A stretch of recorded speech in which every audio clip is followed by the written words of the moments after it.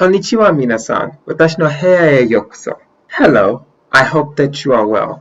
Today's video, I'm going to talk about something that I've always been wanting to talk about, but it's really hard for me to think about. So as a foreigner and an English teacher, I'm often asked a question by many students, kids or adults alike. What is the difference between Japan's culture and American's culture? For me, and probably only me, being an avid studier of the Japanese language and pretty much bilingual at this point, it's really hard for me to really think about the differences between American culture and Japanese culture. I really have to think about it. For me personally, Japan, well, particularly Tokyo and Chicago, which is my hometown, are not that really different from each other. Honestly, the biggest difference that I would say about the two of them is that one speaks a lot of English and the other speaks a lot of Japanese. Honestly, Tokyo and Chicago share a lot of similarities. One, there is a very diverse group of people. You can eat almost any type of food from all over the world.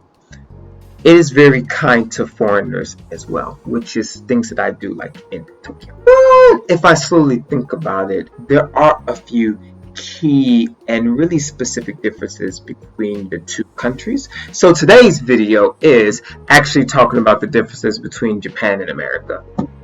You're welcome. As always, before we start this video, if this video, whether it's Japanese or any of my videos, are helpful for you or entertaining, please leave a like and subscribe as it supports this channel.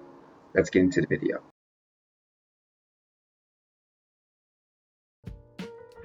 So actually, to be very honest with you, convenience stores in Japan beat like American convenience stores, and it's not even a competition. Like, this is American convenience stores, this is Japan's convenience stores. So when you're thinking about a convenience store, you're probably thinking of something like a 7-Eleven.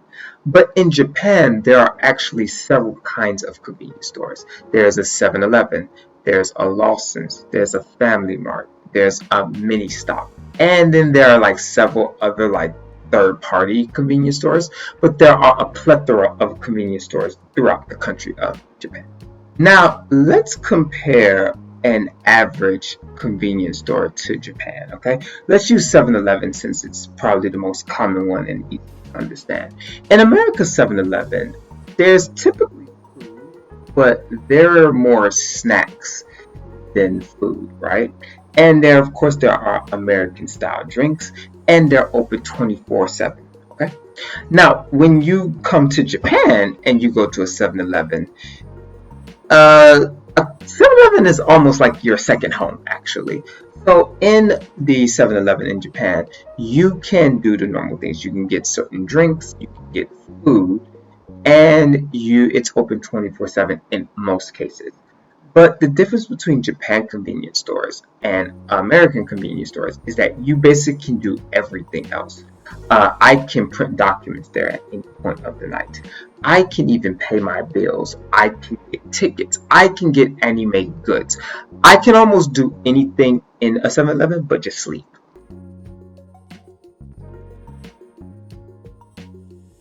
So when we talk about receipts, there may be two words that you hear, first of all. Reshito and ryoshusho, okay? Honestly, both of these mean receipts, but if you talk about the ryoshusho, this is something like you would get for like your company, for like maybe reimbursement or something like that. But there's something that you absolutely have to know when buying or purchasing something from Japan. Should you want to return the item? Yeah, good luck with that. So just remember that once you buy something in Japan, yeah, you're pretty much stuck with it.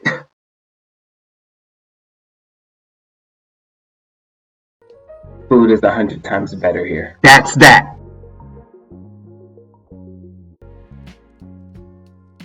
So maybe when you come to Japan, you probably want to meet your favorite idol or favorite singing group. Well, good luck with that. I will explain this more in detail in another video. Keep problems in my head. But basically, if you want to go to a live concert for any idol group or any band, typically they have something called a chusen, okay, which means lottery in Japanese. This is not really the video to explain it, but it's basically this weird lottery system that follows all these rules that typically at the end of the day are probably not even worth it. So just keep that in mind if you want to see your favorite idol group in Japan.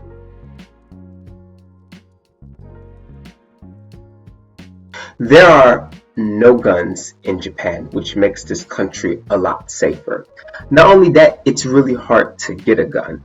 You can get a gun, but there are a lot of long stipulations that go along with that. Typically, the country is very safe, and you really don't know how safe it is until you realize that there are no guns in this country. This concludes my video for the differences between Japan and America. Thank you for watching up to this point. If you liked this video or was it helpful in any way, please leave a like and subscribe, and I'll see you in the next video. Bye bye. Thank you.